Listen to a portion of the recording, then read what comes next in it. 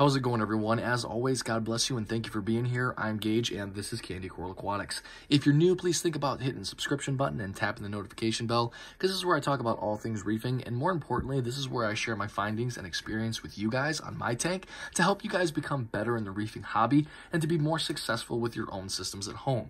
If you're already a subscriber, I just want to say thank you very much for being here and coming back to watch more of my videos. Today, I'd like to update you guys on how my zoanthids are doing. Currently, I think my most watched video on this channel is how to grow zoanthids. So that really tells me that there's a lot of hobbyists out there that are probably struggling with zoas, or maybe are just really interested in trying some out for themselves. So that's what we're going to talk about today. So I think it's been about a month, maybe 2 months since I updated you guys on how my zoas are doing. So that's what we're going to do today, and then we're going to kind of go over my method that I use to get the results out of the zoanthids that I do. Before we jump right into how my zoas are doing, I want to clear something up. In the past, I think I've probably referred to zoanthids as beginner coral. And why they are classified as that, I'm starting to think more and more personally that they're really not for beginners. And here's why. 9 times out of 10, when I look at a beginner's saltwater tank, they have zoanthids in them. And I think the reason they have zoas in there are for a couple of reasons. Number one, the color that they bring to the tank, because we can all agree they're probably the most colorful coral that's out there. You can get a zoa in any color that you can imagine. And then number two, depending on what kind you're buying, they're fairly inexpensive, and they've also been coined beginner's corals. So I think this is why a lot of beginners choose to start with them. But really think to yourself, maybe in your own system or a friend's system that you've seen, how many times have you seen zoas in a beginner reef hobbyist's tank that really just didn't look that good? Their color wasn't there, maybe they were closed up, they wouldn't open, they sure as heck weren't multiplying. So that leads me to believe that there's some stuff about zoanthids that maybe not everybody understands, recognizes, or what have you, and that is leading to, say, their unsuccessfulness with that coral, their inability to grow them like they want. So that's, again, what we're going to be discussing today. So without further ado, let's jump in and let me show you guys how my zoanthids are doing. So we're going to start over on the left-hand side of the tank at that zoanthid rock. Let's zoom in here. The last time you guys saw this, again, about a month, maybe 2 months ago, you'll remember that there was nowhere near as much growth as what we're seeing right now. So there again, that leads me to believe that the method that I'm using is working. Look at how these orange Bam Bams have completely taken over this bottom portion of the rocks next to the scrambled eggs in the hand of Midas Zoas. Going up from there, there's those mystery pallies. We don't know what those are. I have no idea, but they got that really bright gold center with a purple rim and a green skirt. They're absolutely gorgeous. Behind there is another mystery Zoa that I don't know the name of, but I think are absolutely beautiful. These probably are the bluest Zoas I've ever seen in this hobby. I wish the camera would pick up on the blue just a little bit more. It is breathtaking. And then they have the orange eye in the center of them. Coming over to the left-hand side, we have Fruit Loops. These are a little bit harder for me to get in camera, and I do apologize, my glass is dirty. But there are several new heads of Fruit Loops coming in, and you guys can see that the color in these are absolutely crazy. I mean, they look fake, don't they? I mean, they're so beautiful. They're coming in so colorful and so healthy that if I didn't have them myself, I would think that they were fake. Okay, they just look tremendous. Coming over here to the right-hand side of the tank, we have a small frag of those mystery pallies. I would actually like to give these away, so if you guys want to drop a comment down below, if you're interested in receiving these pallies, let me know, and I'll think of some sort of way to distribute them. We'll either do a game or a drawing or something, but let me know in the comments down below if you're interested, and we'll get you signed up for it. Coming up over here is my Rasta colony. Those are doing absolutely phenomenal, as you can see here. Let's try to focus a little bit better on those. Straight up from them, those are the LA Lakers. Next to the LA Lakers are some Sunny D's. I just added those. They're not doing fantastic yet, but they're doing pretty well. So we'll come back to those in a couple of weeks and see how they're doing.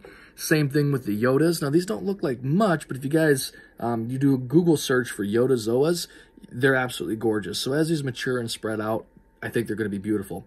And then I'm really excited to show you guys these. I kind of showcase these just for a moment in the last video that I uploaded when I was showing you guys the different SPS I had in the tank.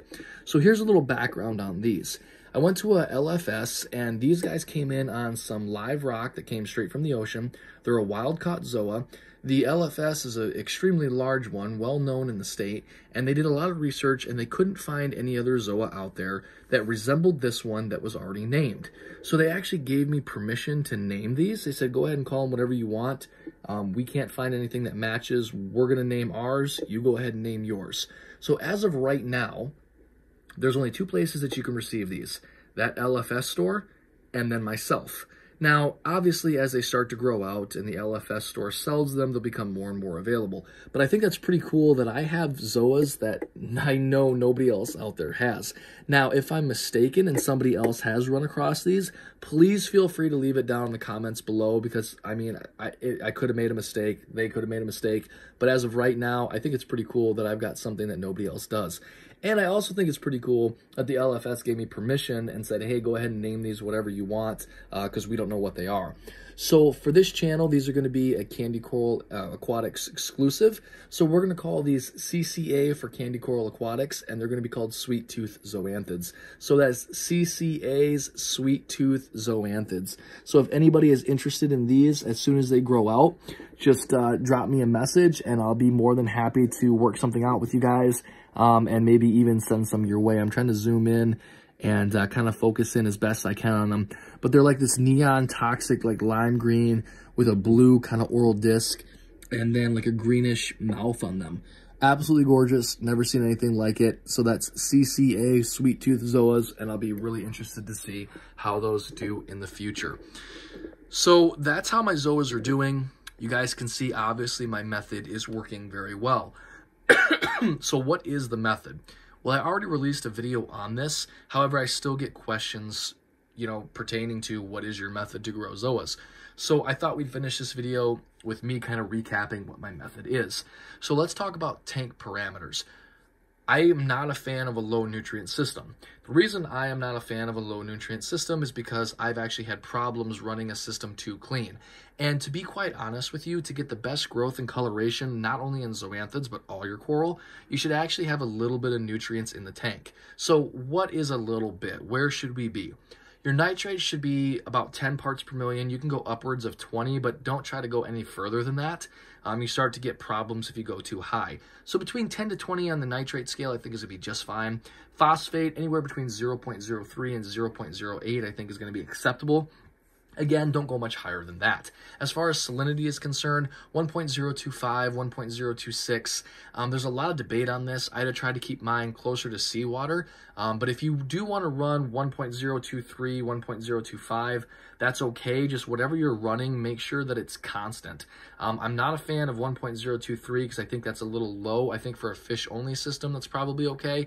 But for corals, I'd really like to see 1.025 as consistently as possible.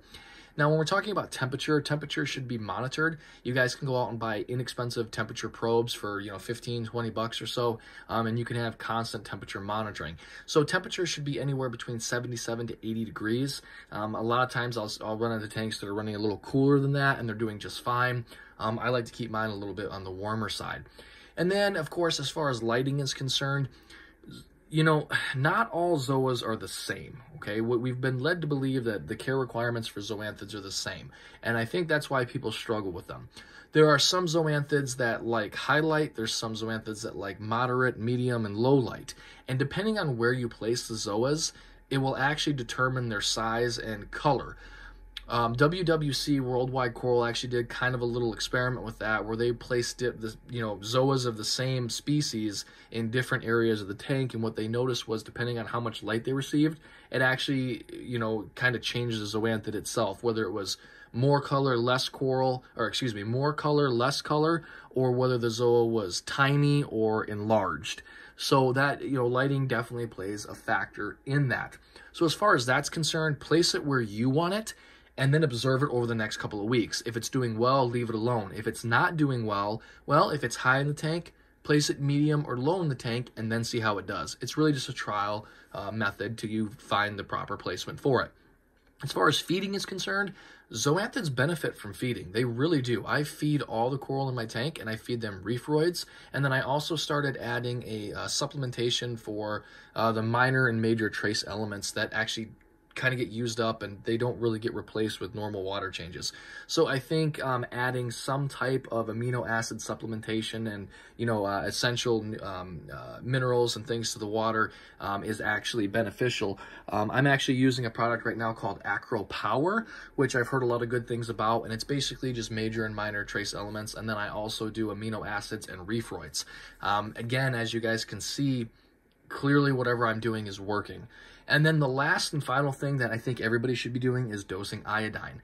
And I do talk about that in my methods video. However, that seems to be the #1 question that gets asked pertaining to my method is how much iodine should I dose? So this is subjective, and here's what you have to understand about iodine. Iodine can be easily overdosed, so you want to be on the lower end of the dosing schedule with this, if you will. So what I would recommend is 1 drop of iodine solution. I use Lugol's. It doesn't matter what you use, I guess, but that's what I use. 1 drop per 25 gallons of aquarium water. Now, you have to use a little bit of common sense. If you have a lot of Zoas or a lot of soft coral in the tank, you can probably add a little bit more once per week, but you don't want to go extreme, okay? Because iodine can be easily overdosed. You have to be very careful with it. So just starting out, if you notice your Zoas aren't doing so hot, pick up some iodine, dose 1 drop per 25 gallons of aquarium water 1 time per week, and that is it. Then see how it goes. If they respond to it and they start growing and multiplying, then another thing that you can do is space your dosings out. So if you were going to do, like, this is a 60-gallon tank, so let's just say I'm going to put, 2.5 drops in here. Well, instead of doing 2.5 drops once a week, maybe Monday I'll put a drop in, Wednesday I'll put a drop in, Friday I'll put a drop in, and then that'll be it until Monday. It's perfectly acceptable to space it out, and I think if you space it out, you'll probably get better results anyways, because it's more free available iodine in the water. You're actually kind of breaking up the doses throughout the week, which I think is allowing it to be more available to the coral rather than just all at once, 1 day a week. But that's strictly anecdotal. I don't know if that's true or not. It just kind of makes sense to me that it would work that way. So iodine is the biggest thing. But don't forget, salinity, temperature, lighting, all that matters. Alkalinity, calcium, magnesium matters as well, but not as much in zoanthids as it does in other coral.